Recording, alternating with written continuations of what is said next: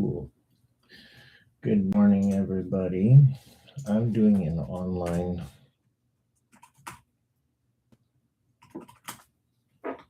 thing, and I'm doing this for Toronto Police Service members, York Regional, because I'm starting to get a handle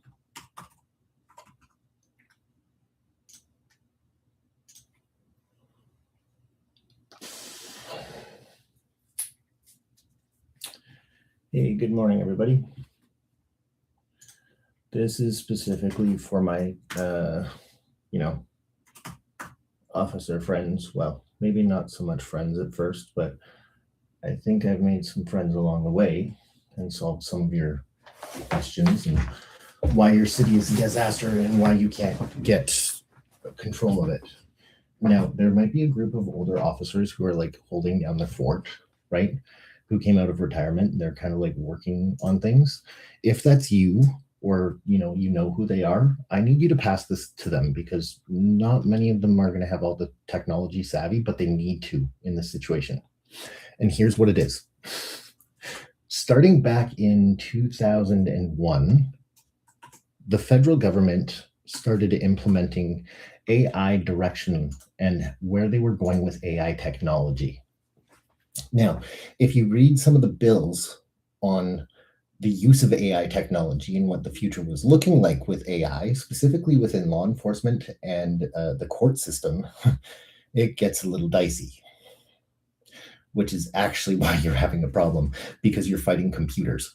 And whether or not you know it, computers and AI are dictating your day, which is now why you're phoning in every time you have to make an arrest and take, and taking the heat, right? So that goes back to the Mount Sinai deal in 1963 in Egypt, or is it 1860? It might even be 1863. I can't remember. But regardless, it's why Gaza is a disaster. Let's put it that way. Because in those countries, it's actually AI Jazeera. It's AI Qaeda. It's AI this and AI that. Each country is run by an AI, and their justice system is run by the AI, which, if you're a computer program and you're on Toronto Police Force, you will already understand why we are in this disaster and go, oh shit. Then you should look up Bill C7 and 27 within Canadian Parliament, which will then tell you, and it will show you, if you look up AIDA test and trial in Canada, which was actually 2011 and 2012, I believe, actually, when they were actually testing the capabilities of AI to make a just decision. Hint, didn't go so well. If you then go on to further read parts of the internet laws, and specifically with CASM, which is the child anti-sexual materials and the abusive materials, child abusive sexual materials, and the ban of it, you'll notice that the web crawlers actually have the permissions and whatnot to go seeking through every single person's internet history. And then not only that, puts you in front of the police more often, actually. Not only that, here's why India and some of those other countries are disaster. Because AI and computers can only make yes or no decisions. They have no grace or gray area, right? It's you broke the law, yes or no. Yes, full punishment. So now add in, Harper laws of minimum sentencing plus AI, which has already been doing it since 2012. Now it's not even in the hands of officers or the court system. It's in the hands of a computer, and you can program a computer. You can get it to do the wrong thing, or you can play a game of 20 questions, rephrasing the question right until you get the answer you want, which is what kids have been doing and what they've been doing over there for a very, very long time, right? Which is the one thing that made America and the American dream, if I'm being honest. I took a look at it this last week and I said, what is the one thing that make America great again? Yeah, great again. That's implying it was great to begin with, other than the racism and the extremism. Well, This is what it is. It's our justice system that made America great. Not necessarily New York. It wasn't necessarily the people itself. It was actually the fact that we had justices who would balance the law on each side of the equation, right? And make a fair and just decision based off of the law, the intent of the law, the situation of what happened, and then make a just decision. That has been taken away from them. In fact, it's been taken away from our police officers.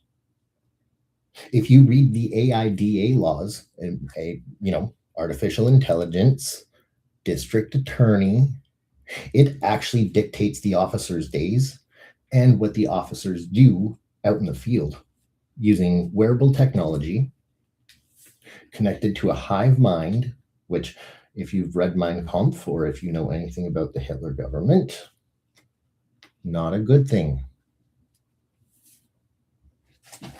So, officers, give yourselves a break because you've been doing the best you can, quite literally. And to any individuals on the force that I have butted heads with, I hope that maybe we can rebuild that, because we really all have the same goal in common. In fact, you've been stripped of your power, and I think it was a lot sooner than you know. And I don't sleep a lot of nights because my mind races because our people are unsafe. We have defunded the police, and they're mad about unjust decisions that the court system and police officers had no idea about. Why? Because they have other things to do with their day other than research the laws. That's the officials' positions, right? That's their job to figure this out. I'm wondering, how wasn't this public knowledge? How many officers literally are watching this video going, oh, I know this guy, he's a retard, and then now going, oh, crap. That's why my day is screwed. What do you mean my decisions aren't my own? You don't know the power of this technology.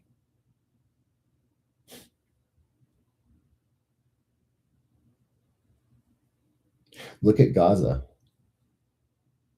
for example. Egypt used to be in control of the Gaza Strip, actually, believe it or not. It's the oldest trading route. It is part of the Silk Road and the Orient Express. And, well, the world has been a shit show ever since somebody took it from them, essentially, which would have been Saqqara. Is that about right?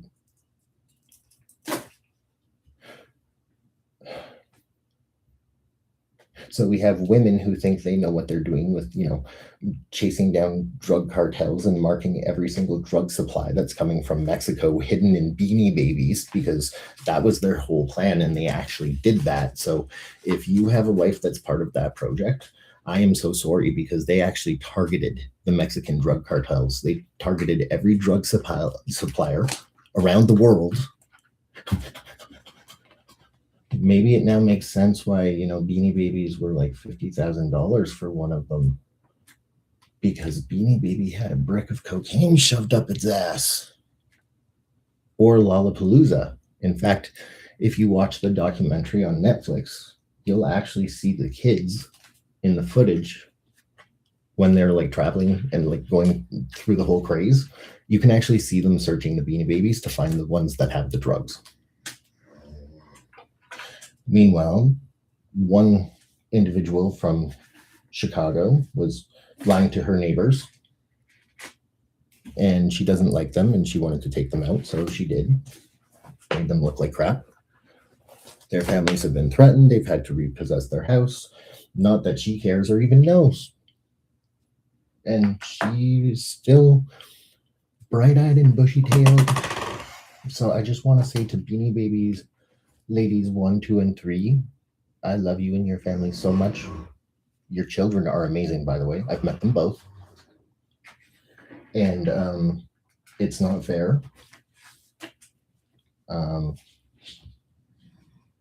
And the person that you're fearing because you were intimidated and stressed while the filming of that documentary, didn't you notice how happy she was during it and how shitty you were during? Isn't that an indication of who the director was for the whole project and who's threatening you to begin with? Is her and her friends.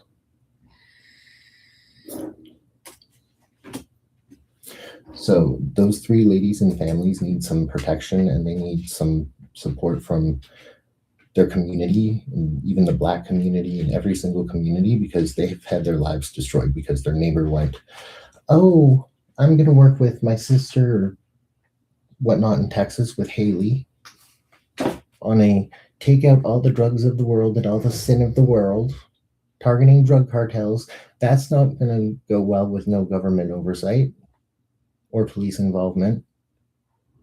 Keeping a binder, tracking every single drug supply from Mexico and then targeting them.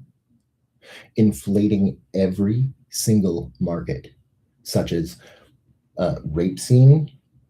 What else?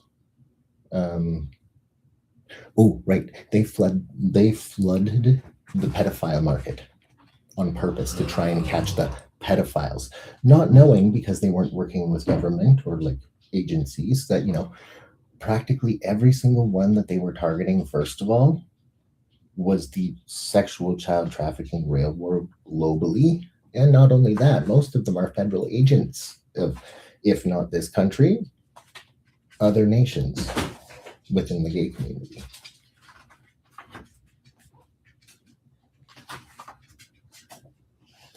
The gay community has been the largest child sexual trafficking railroad for a long time.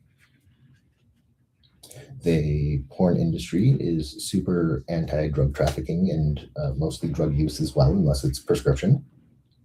In fact, on the sets, if they suspect you of drug use, not only for performance issues, but for safety and to make sure that, you know, you're not one of the bad individuals, well, they'll have you tested right on set and kick you off the set and never come back. At least that's how it used to be, until somebody had to make them look bad. See, it goes back to a time during Shakespeare and the industrialization of Great Britain. And if you'll remember from your Shakespeare in your history classes, women were not allowed to work at all, not even as prostitutes. So who is then the sex workers of that time? Oh, right. Boys who are orphans, who are skinny, and, well, can't get pregnant, and you adopt one, and that is your sex toy. Some of them get treated super, super well. Some of them don't. But it's what George Mueller did, the Christian orphanage owner, to keep them off the street. Well, at least it's a place where you get food and whatnot. And I mean, that's part of the deal, is they have to take care of you that way. However, how many times did that actually happen? So, and then that brings in a whole nother thing of, well, technically, all those orphans then become a race of their own, actually, and a medical condition known as gay dwarfism, right? So if we're talking about the gay midgets or the toss midget, right? Real people. That's what the individuals from Family Dick and those sites are. They are, descendants of those kids. And not only that, gay dwarfism. So, you're actually technically, like, not only targeting a severely, historically targeted and abused group of individuals, which is why they're so anti slavery and anti-abuse and anti-trafficking, perhaps, right? As a community.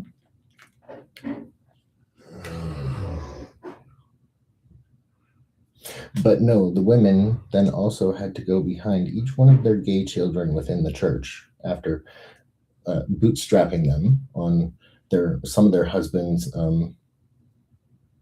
company managed device profiles, and then started to defund, threaten gay businesses, porn stars, drug cartels.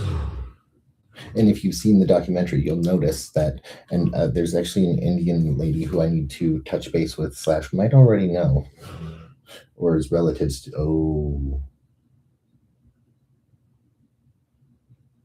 You're Nabila's sister.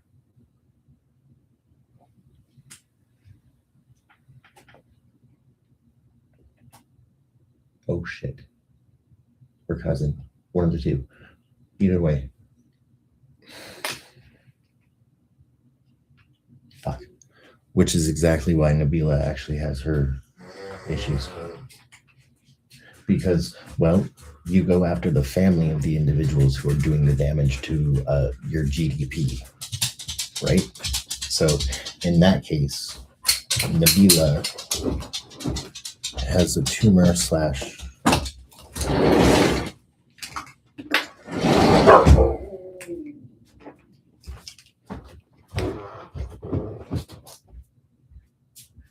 falls over at the fridge while staring and deciding what to eat because of her medical condition, because somebody made you the fall person anyways,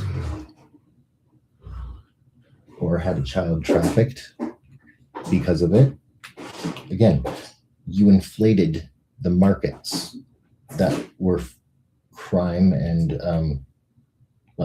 crime to some people. If they're not a Christian white woman, maybe not a crime.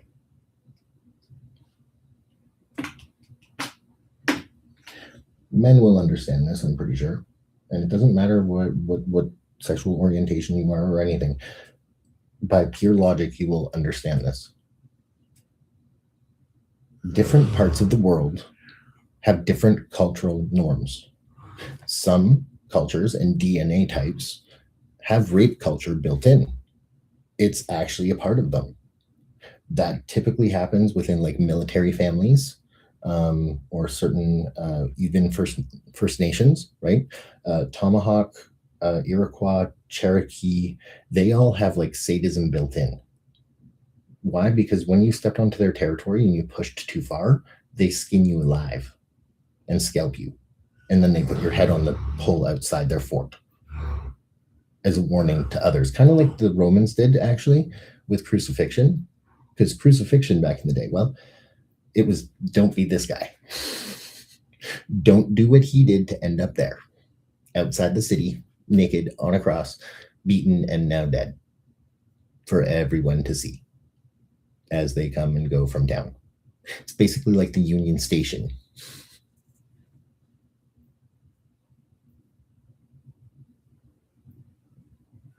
I haven't had a normal interaction with humans, well, other than police officers beating me up and whatnot, for about 3 or so years when I first started reporting this, actually. If you go back into the emails, and then the last time I was at 51 Division, well, they told me, don't email the Crown. Well, why not? For a case that's going on 3 years, is full of mistakes, and my uncle is a personal injury or lawyer. He is a superior court justice in Canada, and he is a King's Counsel appointed by the Queen in 2010 to make the laws for individuals in Canada. Still is a King's Counsel, I might add, and his specialty is accidental death. Yet someone on Toronto Police Force feels that it's okay and thinks that I am that much of a criminal that they have to bury it, even though I've emailed my uncle several times. And well, King's Counsel and the upper justices, it's not exactly a large circle. And well, my biological mother is actually Pamela Bondi, the Attorney General of the United States of America. And I'm actually like 50 years old. And I look damn good for my age. If you get a doctor to look at my blood work, you'll see that. And my brother is he's a twin brother, fraternal twin. We're from North Raleigh, Carolina. And he is a colonel within the U.S. military. So for you guys, some of you, to be laughing at me and whatnot, that's extremely hilarious. Well, because my great-great-grandfather is Andy Griffith. I'm of Tomahawk First Nations in the South, a sexual trafficking victim. And I would just like to point out that as per this is more so to help you guys, actually. I respect. It's hard enough, let alone kids with access to Xbox who are actually making arrests online playing us as video characters. I say us because they're playing me as one too. We also have another problem. Saddam Hussein, and I'm going to ask one of whoever it is within Toronto Police Force or whatnot, if you have access to the Correctional Facilities Database, I need you to look up B3B is the unit and cell 6, 7, or 8. Saddam Hussein is in that prison unknown to both the United States government and the Canadian government, let alone the people, which might be the reason for the Iraq War.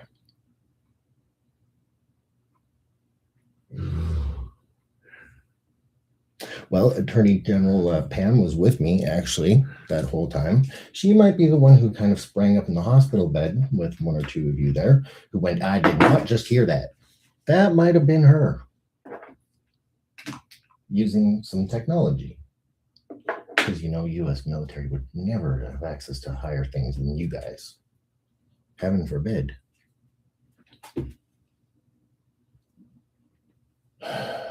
Then Saddam made sure, very, very, very, very sure to make eye contact with me so that I would recognize him, because I'm one of the few people in the world who could do that without APHIS.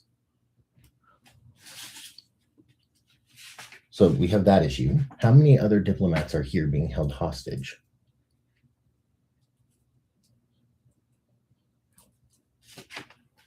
And then we have some women who are basically calling every single male a white toxic male, and you have no outlet. You're not even allowed to work out at the gym and grunt out loud anymore with the lunk alarm at Planet Fitness because it's too much of a display. No, that's called an exertion of pressure of air within your diaphragm, which then will actually help you complete your lift. It helps you brace in your stomach, and then it gives you a little extra power to carry you through if you're making, a PR.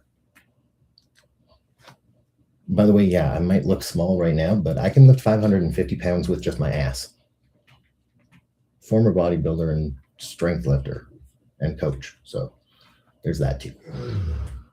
And before somebody broke my shoulder, downtown Toronto, which is a military break, just judging off of the 0.5 centimeter long and 0.7 centimeter deep Hill-Sachs fracture off of my humeral head within my glenoidal humeral socket. That would be a military break.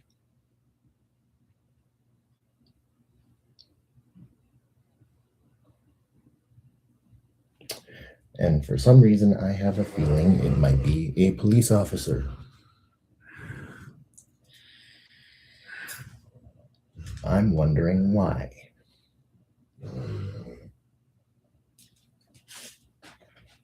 Oh, you don't think the hospital knew that? They thought it was a heart attack. They thought it was everything else for about 5 or 6 hours within the waiting room, until the one doctor had me raise my hands over my head and then couldn't and went, oh shit, I know what it is already before putting you into the CT, but let's get the CT anyways.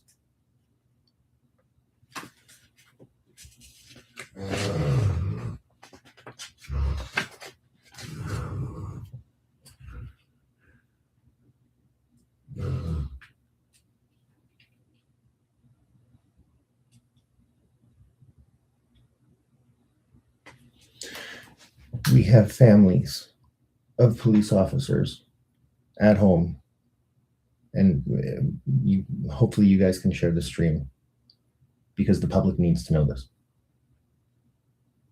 It is so dangerous on our streets right now and globally, not just here, that the family members and the little kids as young as 5 are on their iPads and their phones at home every night, having a constant watch on their individual who is a correctionals officer, who is a police officer, who works in a dangerous environment, who is then using classified military technology that is forbidden by the Brussels Agreement, actually, for this very reason. It does not save the environment, it creates disaster. But they had to dig that technology up in Egypt, which they were shut down 5 times in Egypt, which then just gives you the severity of the situation to ignore the Egyptian government for the technology because it was that dangerous and they needed the technology to protect their loved ones. So what your loved ones do is they take a very, very high-powered magnet and they go and they check each and every criminal that you have within your care, or that's in Toronto South Detention Center, to get their neurological patterns and to technically mind rape them to find out what they're thinking so that their dad doesn't die at work. So that, like mom's friend, mom doesn't come home needing a colostomy bag because she works at the prison and somebody got a knife in. So that dad, who's out on the streets, isn't taken over by an asshole kid online misdirecting his dad at work to where the crime actually is, the bank that's being robbed as a teenager, so that they can get away with it.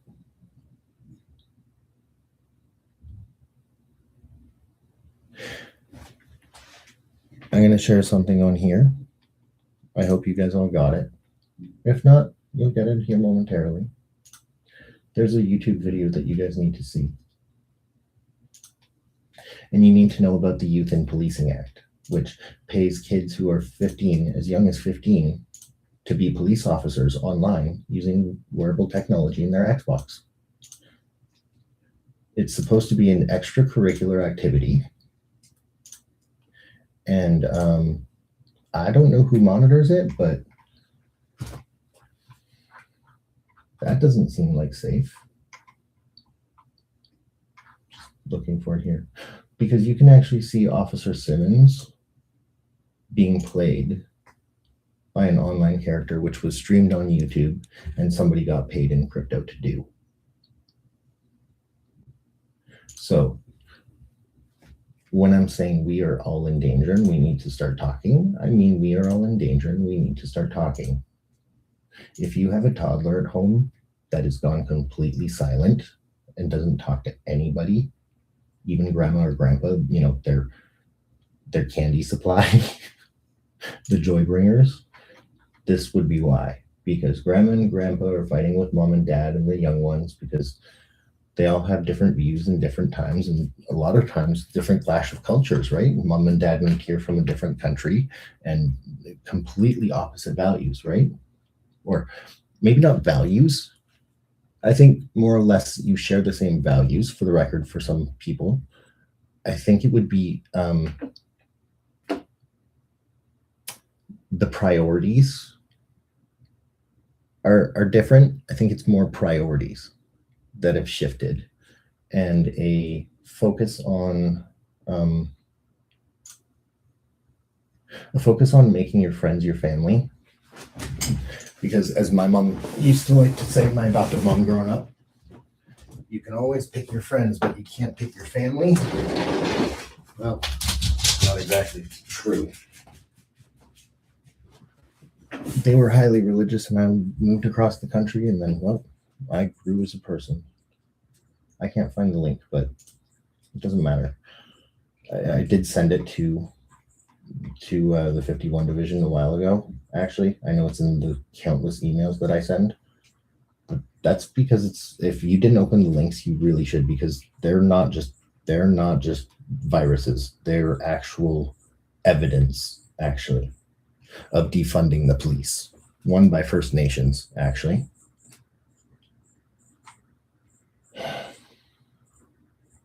There. Here it is. This video here. In fact, you can also find the Alex Preddy murder online. The male nurse from Chicago. You can actually watch him get gunned down live, and a terrible hostage de-escalation by somebody who thought it was a game online. I'm just going to put this in the chat here somewhere. Where is the chat on this? Sorry, it's been a while since I've been on here.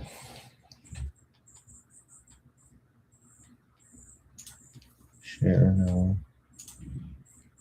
I'm shaking because I'm literally that nervous every second of every day, which someone is going, oh, that's what it's like to be Black in America. No, not exactly. Okay, I'm putting it in the description of the live cast. Okay. Remember when Grand Theft Auto came out? What was that, 12 years ago? And the first reactions when it first came out as a video game was how realistic it was, the gameplay and the storylines, and how it's like it could be like real life. Well, that's because it is, because somebody connected it to technology that they shouldn't.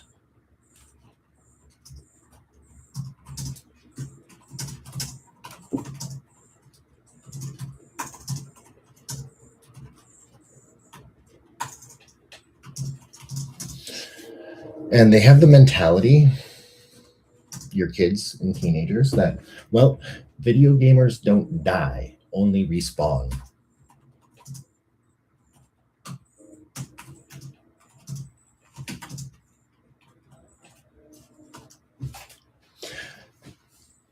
Now,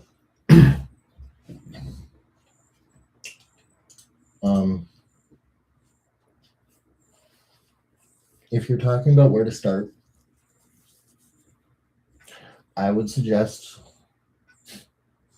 the little kids who have like minor infractions that got arrested literally just to get arrested, probably didn't even do the thing, maybe didn't even do the full time before going to the pen where they have Xbox Live all day, every day. So instead, when mom and dad went, nope, not in this society, hell's no. And since they don't know the word no, went, you know what, fine. I'll get myself arrested. I'll get myself to the pen because they get Xbox there. My buddies will get themselves arrested too. And, well, we get our laundry done for us. We can step on the little guys. We can step on the immigrant foreign workers, right? The ones that get arrested illegally to do the laundry, make the food, deliver the food in the prison, get fed 3 times a day, don't have to lift a finger, have money sent to them. They get paid even, welfare within that system, and can run the massivest drug operation as a 16-year-old drug lord, making officers look like shit, claiming that it's for Black Lives Matters, meaning they could be white, and passing the buck.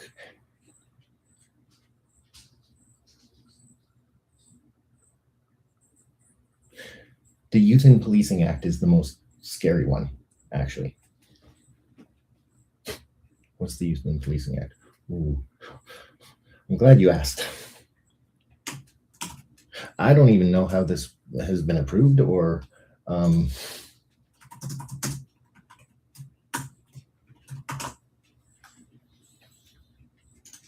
because it seems to me that it should have been a program that was, maybe designed for those interested in a policing career, like in high school, right? To observe, right? Possibly with video technology and drones. I could kind of see that, but not even to direct or touch. That is a legal nightmare. That is like, that opens the can for like everything, right? Yeah. Window. Okay. Because I'm literally tired, just like every other officer who's been working around the clock.